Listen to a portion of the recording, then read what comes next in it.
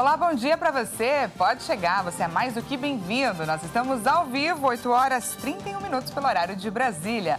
Vamos juntos começar esse dia bem informados. A partir de agora, você confere as notícias do Brasil e do mundo desta sexta-feira, 17 de março. Vamos de destaques. Com a redução dos juros do consignado para aposentados, Caixa Econômica e Banco do Brasil suspendem a modalidade. Polícia faz operação contra a quadrilha ligada a mandante dos ataques no Rio Grande do Norte. Nos destaques internacionais, Polônia será o primeiro país da OTAN a enviar caças para a Ucrânia. E ainda, Japão é destaque na segunda edição do Festival de Gastronomia e Cultura do Mercadão de São Paulo. A gente mostra as atrações gratuitas e experiências gastronômicas únicas que esperam por você. Tudo isso e muito mais a partir de agora. A Caixa Econômica Federal e o Banco do Brasil suspenderam o crédito consignado para aposentados do INSS. A medida foi adotada após o Conselho Nacional de Previdência Social reduzir as taxas máximas de juros dessa modalidade. Vamos ver. A exemplo dos bancos privados, agora a Caixa Econômica e o Banco do Brasil também decidiram aderir à suspensão das linhas de crédito consignado para aposentados do INSS. A suspensão foi a forma encontrada para evitar prejuízos nas instituições públicas. Isso porque o Conselho Nacional de Previdência Social reduziu o teto de taxas de juros dessa modalidade de 2,14% para 1,70%. Segundo a Federação Brasileira de Bancos, eles não têm condições de pagar os custos para a captação de clientes com as novas taxas determinadas pelo órgão ligado ao Ministério da Previdência. Esse custo de captação de clientes é maior, em especial no interior do país. Há uma norma do Banco Central que proíbe que os bancos ofereçam linha de crédito que sejam deficitárias. A Caixa e o Banco do Brasil respondiam por 11% dos empréstimos consignados para aposentados do INSS e os 89% restantes eram concedidos por bancos privados. Policiais fazem uma operação contra integrantes de facção suspeita de organizar ataques no Rio Grande do Norte. São cumpridos mais de 50 mandados judiciais. Uma operação conjunta das polícias civil, militar e federal acontece nas cidades de Natal, Parnamirim e Nísia Floresta, na região metropolitana da capital do Rio Grande do Norte. São cumpridos 30 mandados de prisão e 24 mandados de busca e apreensão. De acordo com a polícia, os alvos são ligados à facção Sindicato do Crime. Pelo menos 39 cidades já foram alvos das ações criminosas no estado. O Rio Grande do Norte entrou nesta sexta-feira no seu 4º dia sob ataques. Criminosos têm queimado e atirado contra comércios, prédios públicos, bases da PM e veículos. Os ataques acontecem mesmo após a chegada de 100 homens da Força Nacional que reforçam a segurança do estado. Autoridades ligadas ao Ministério da Justiça e ao governo do Rio Grande do Norte apontam que as duas facções, Sindicato do Crime e Primeiro Comando da Capital, o PCC, que são rivais, se aliaram nos ataques do estado. O gatilho para os ataques, segundo informações do governo federal, foi a transferência em janeiro de chefes do Sindicato do Crime, principal facção no Rio Grande do Norte, para fora do estado. Informações da área de inteligência do governo já apontavam a possibilidade de retaliação depois da transferência. O interesse das facções do PCC e do Sindicato do Crime é nas rotas internacionais de cocaína para a Europa, a partir do Rio Grande do Norte. O governador do Distrito Federal, Ibanez Rocha, reassumiu o cargo nesta quinta-feira. E na volta, além de inocentar o secretário de Segurança Pública, Anderson Torres, sobre os atos do dia 8 de janeiro, disse que houve um apagão geral nas forças de segurança. Vamos conferir mais detalhes na reportagem da Jaqueline Fonseca. O governador do Distrito Federal, Ibanez Rocha, retornou ao cargo nesta quinta-feira após ficar mais de 60 dias afastado do cargo por decisão do STF. O ministro Alexandre de Moraes, que determinou o afastamento de Ibanez por 90 dias, atendeu o pedido da defesa do governador e autorizou a volta de Ibanez antes deste prazo, por entender que Ibanez não atrapalhava as investigações sobre as invasões do 8 de janeiro aos edifícios sede dos três poderes. Num primeiro momento, eu me espantei. Então, ali eu tomei um grande susto, mas eu entendi a reação do ministro Alexandre de Moraes. Aquilo era o que era necessário ser feito pela defesa da democracia. E nós temos que ter a consciência de que o que tem mais de importante na nossa vida são as liberdades democráticas. Nesta quinta-feira, ao reassumir o cargo, o governador do Distrito Federal, Ibanez Rocha, convidou a imprensa para falar sobre o afastamento e a volta ao GDF. Ibanez disse que confiava integralmente em Anderson Torres. Por isso, convidou o ex-ministro da Justiça de Jair Bolsonaro a assumir a pasta da Segurança Pública do Distrito Federal.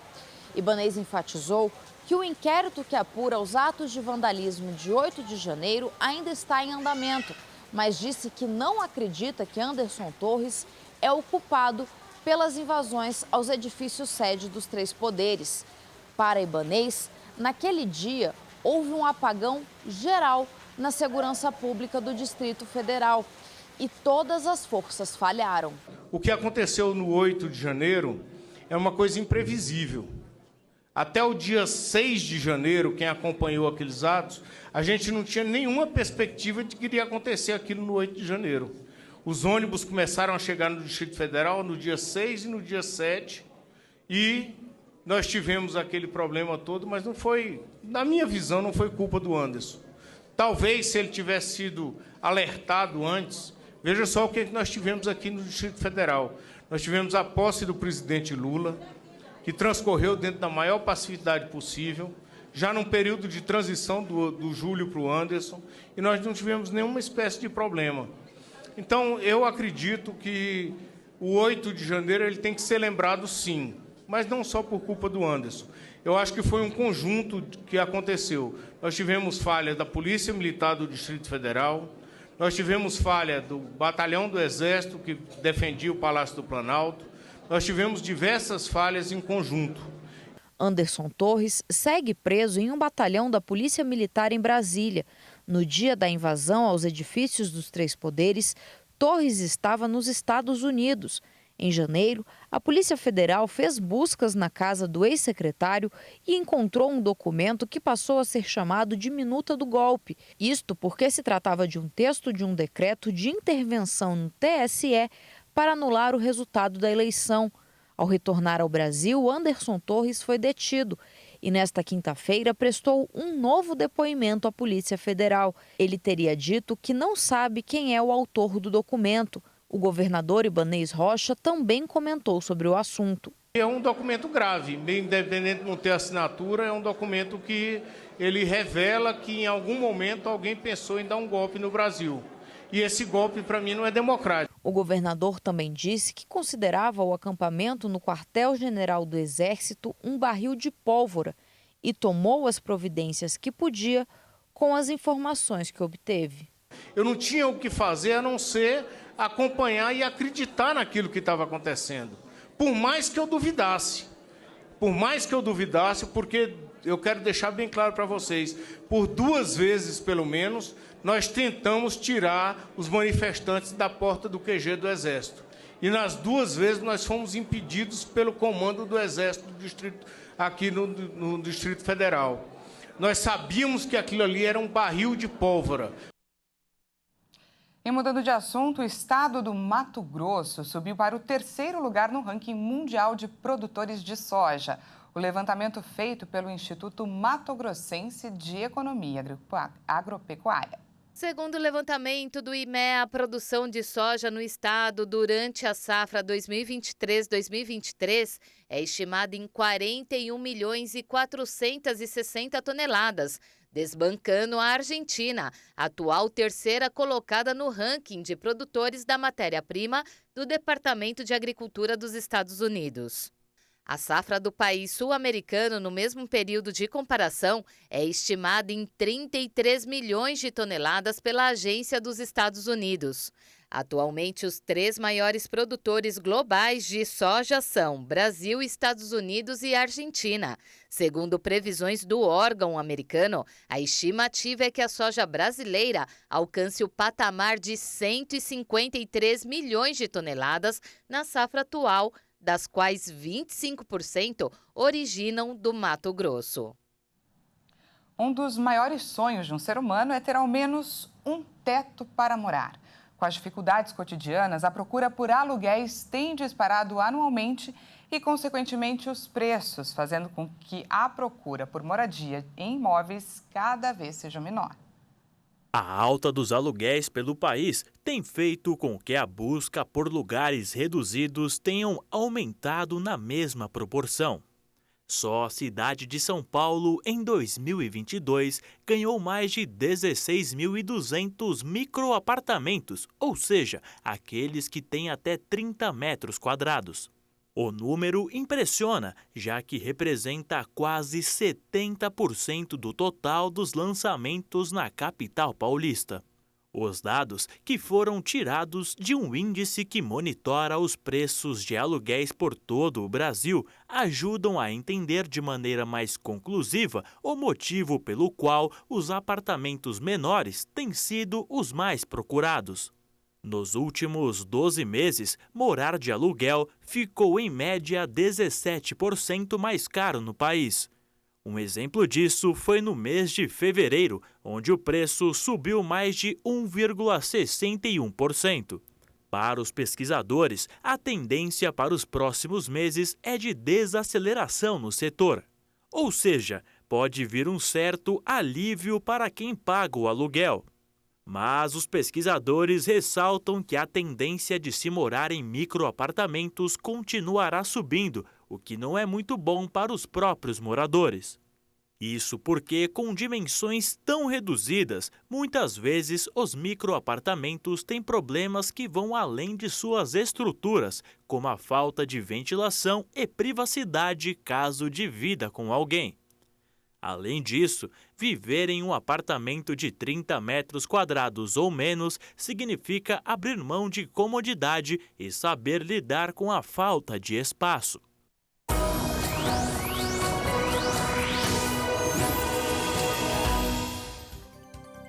E antes do intervalo falamos do tempo. Afinal, é sexta-feira e queremos saber, é claro, será que chove no final de semana?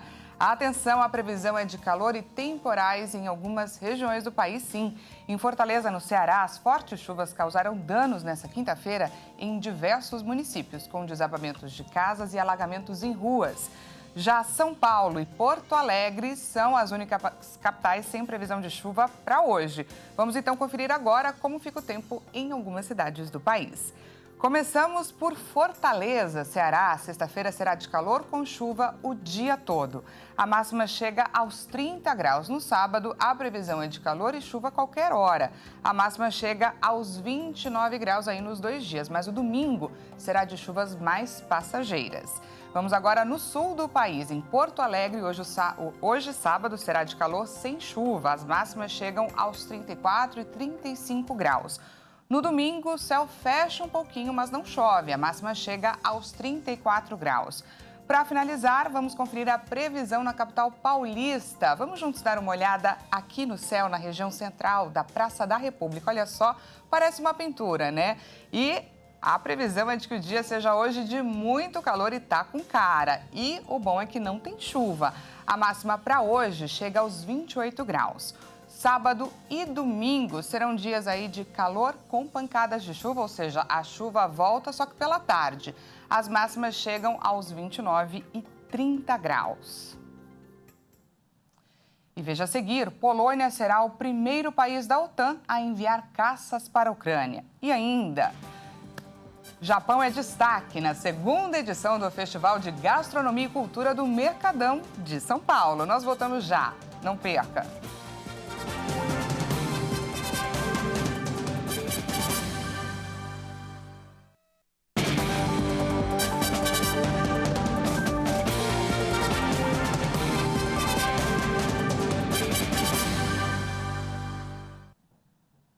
Seja bem-vindo mais uma vez, nós estamos de volta ao vivo, 8 horas 48 minutos pelo horário de Brasília. Voltamos com os destaques internacionais. Mesmo sem o voto dos deputados, o presidente francês Emmanuel Macron optou por adotar sua impopular reforma da Previdência. Após a canetada, diversas manifestações foram registradas em todo o país. Quase 300 pessoas foram detidas durante confrontos com policiais. Vamos ver. Manifestantes contrários à reforma da Previdência protestaram em várias cidades da França. As manifestações duraram até a noite. A polícia precisou intervir com canhões de água e bombas de gás lacrimogênio para dispersar milhares de manifestantes reunidos na Praça da Concórdia, em Paris, perto da Assembleia Nacional. O presidente francês Emmanuel Macron decidiu nesta quinta-feira adotar sua impopular reforma da Previdência sem o voto dos deputados. Dessa forma, arrisca a queda do governo de sua primeira-ministra com uma moção de censura. Também estimula o aumento das manifestações. Macron ativou um procedimento polêmico para adotar a reforma da Previdência. A primeira-ministra Elisabeth Borne, ao ativar o terceiro parágrafo do artigo 49 da Constituição, tentou convencer os parlamentares de que a reforma é necessária e que não dá para apostar com o futuro das pensões. Vários deputados pretendem apresentar uma moção de censura ao governo, a única maneira de impedir a aplicação da reforma. O governo de Macron quer que a idade de aposentadoria passe para 64 anos, em vez de 62, e adiantar para 2027 a exigência de 43 anos de contribuição para obter uma pensão completa.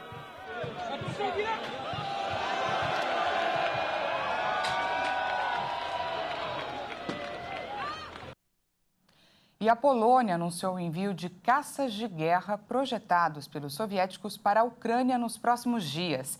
Essa será a primeira vez que um país da OTAN vai enviar aviões para Kiev. O governo americano e da Alemanha são contra a decisão. A decisão foi anunciada nesta quinta-feira pelo presidente do país, Andrzej Duda, que tinha ao seu lado o colega tcheco Petr Pavel. Os caças são 4 MiG-29 projetados na extinta União Soviética. Como primeiro passo, nos próximos dias, vamos transferir, se bem me lembro, 4 aeronaves totalmente operacionais para a Ucrânia. Outras aeronaves que estão atualmente em manutenção e preparação serão enviadas em seguida. Duda revelou que a Polônia tem cerca de 15 caças MiG herdados na década de 1990 das Forças Armadas da comunista Alemanha Oriental. O governo americano é contrário ao envio de caças à Ucrânia.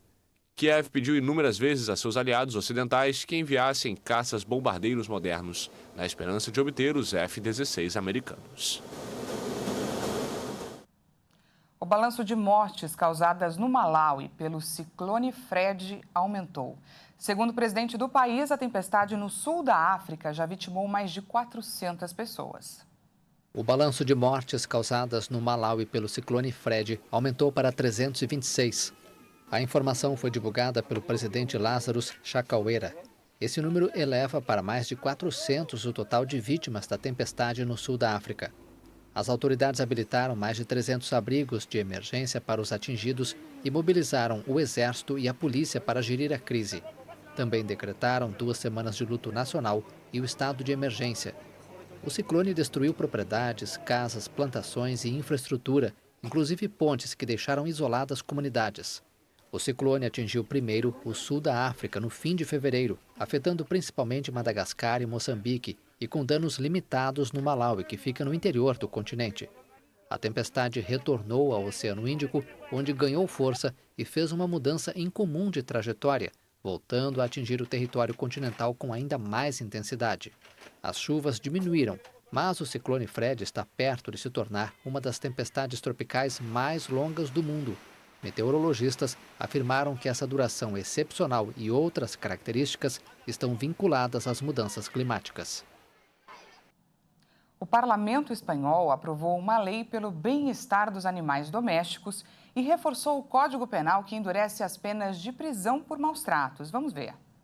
O texto é acompanhado de uma reforma do Código Penal espanhol que endurece as penas de prisão por maus-tratos.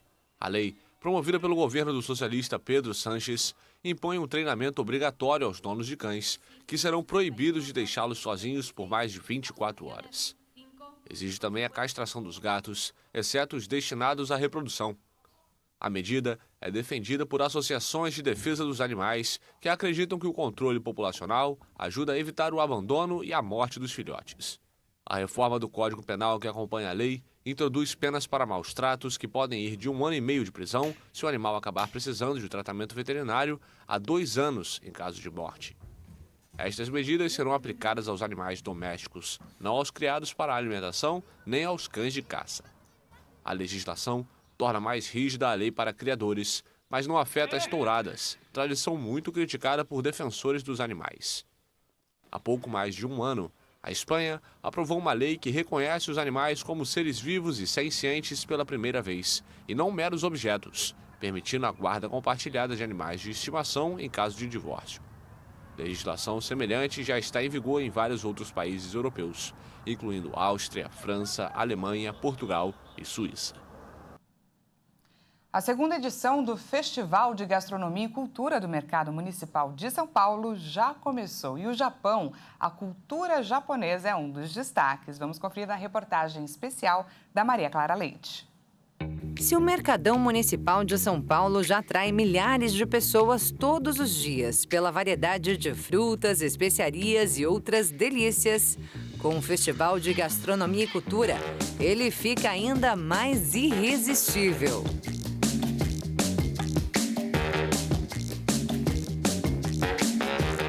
Até o final de 2023, especialidades de 20 países serão expostas aqui. A ideia foi trazer um pouco mais da cultura desses países para dentro do Mercadão, para todo mundo conhecer. Esse festival vai ser todos os anos, a gente está querendo colocar ele, inclusive, dentro do circuito cultural e turístico da cidade, e vamos repetir ele todos os anos. E esse intercâmbio pelo mundo, sem precisar sair de São Paulo, começa pelo Japão. Um roteiro cultural que vai muito além do paladar e já dá para perceber aqui pelo kimono, que está disponível para a locação dos visitantes. Uma viagem a ser explorada com os 5 sentidos. Apresentações musicais, de artes marciais, desfiles. Tudo isso passará pelo palco do evento japonês até o dia 19 de março, para depois dar espaço a outras nações que fazem parte do festival. E as curiosidades chamam muito a atenção, como essa envolvendo os kimonos. É o tamanho da manga. As solteiras usam manga longas. Essa é uma manga curta, que normalmente é para o dia a dia ou para as mulheres casadas. É o meu caso. O seu caso. Da vestimenta, seguimos para o carro-chefe do festival, a culinária.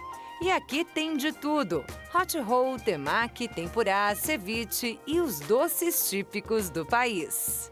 Além de tudo isso, no andar superior do Mercadão, ainda há uma experiência gastronômica diferenciada, com cardápio da renomada chefe Cristiane Sampei.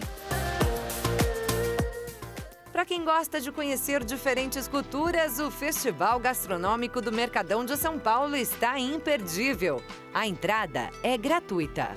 Minasan, shite kudasai. Venham todos, venham aqui para o nosso evento, venham nos prestigiar. Uma ótima opção de passeio para o final de semana, não é? Eu fiquei com água na boca só de olhar essas imagens. E essa edição fica por aqui. Muito obrigada pela sua companhia. Às 10 horas eu volto com mais informações para você. Até lá!